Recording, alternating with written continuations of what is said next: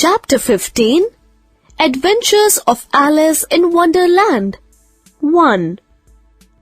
Alice was beginning to get very tired of sitting by her sister on the bank and of having nothing to do.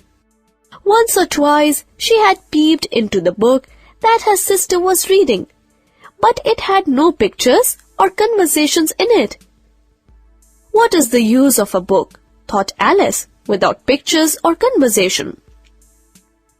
So, she was considering in her own mind whether the pleasure of making a daisy chain would be worth the trouble of getting up and picking the daisies when suddenly a white rabbit with pink eyes ran close by her.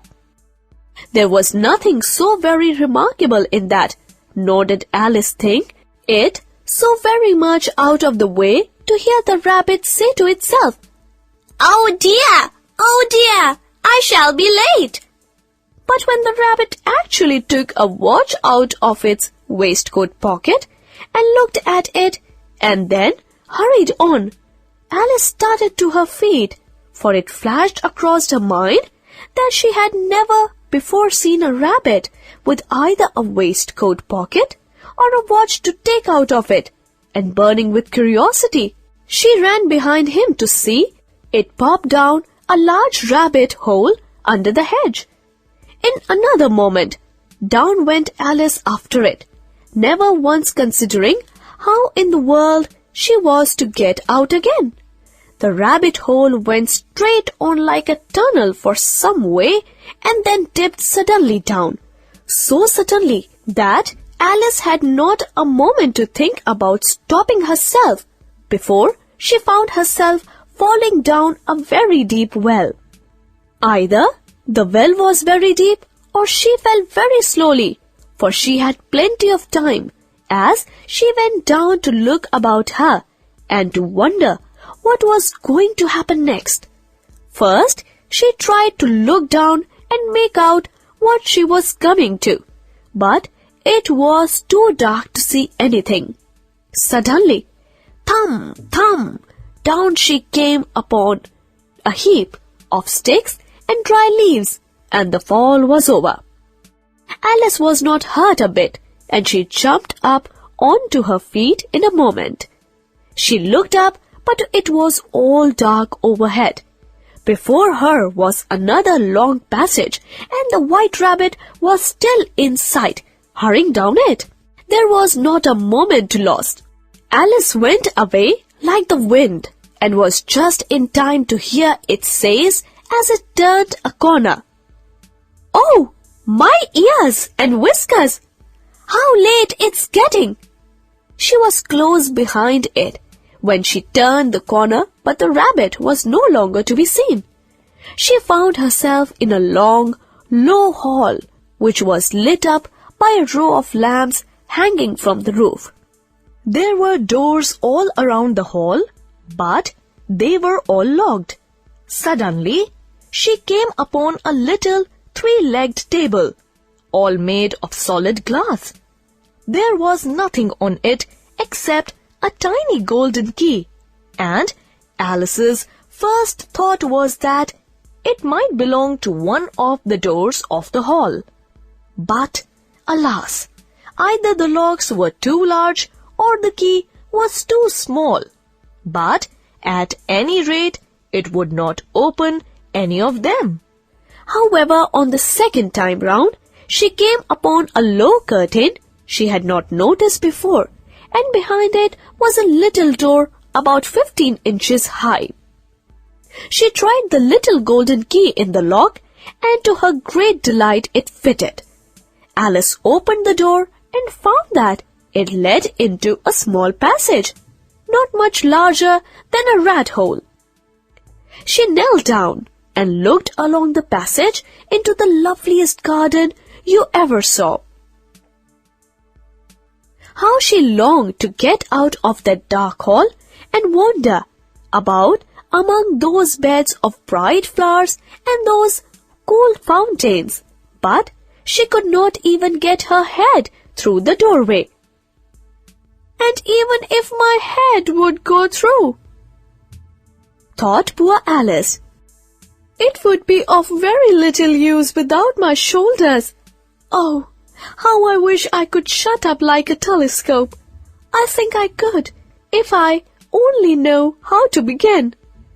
For you see, so many out-of-the-way things had happened lately that Alice had begun to think that very few things indeed were really impossible. There seemed to be no use in waiting by the little door, so she went back to the table. This time she found a little bottle on it, which certainly was not there before, and round the neck of the bottle was a paper labelled in the words, "Drink me," beautifully printed on it in large letters. Alice drank that sweet liquid. "What a curious feeling," said Alice. "I must be shutting up like a telescope." And so it was indeed. She was now only 10 inches high, and her face brightened up at the thought that she was now the right size for going through the little door into that lovely garden. First, however, she waited for a few minutes to see if she was going to shrink any further. She felt a little nervous about this. "For it might end, you know," said Alice to herself, "in my going out altogether like a candle." After a while, finding that nothing more happened, she decided on going into the garden at once. But alas for poor Alice! When she got to the door, she found she had forgotten the little golden key, and when she went back to the table for it, she found she could not possibly reach it. She could see it quite plainly through the glass, and she tried her best to climb up one of the legs of the table, but it was too slippery, and when she had tired herself out with trying, the poor little thing sat down and cried. "Come, there's no use in crying like that," said Alice to herself rather sharply.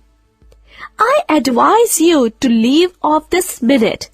She generally gave herself very good advice, though she very seldom followed it, and sometimes she scolded herself so severely as to bring tears into her eyes. Soon her eye fell on a little glass box that was lying under the table. She opened it and found in it a very small cake on which the words, "Eat me," were beautifully marked in currants. "Well, I'll eat it," said Alice, "and if it makes me grow larger, I can reach the key, and if it makes me grow smaller, I can creep under the door. So, either way, I'll get into the garden, and I don't care which happens."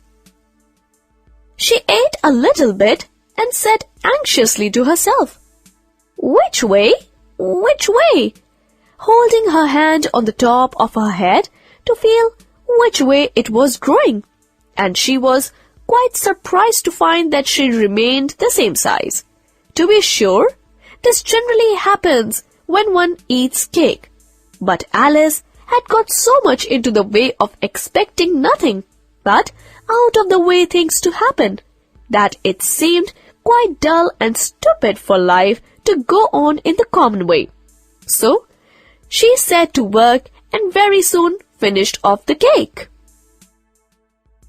No new words. Peeped, sounded, noised. Conversation, chat, discussion. Delight, enjoyment. Shut up, be quiet. Out of the way, desolate. Slippery, difficult to hold firmly or stand on because it is smooth. Stupid, lacking intelligence or common sense.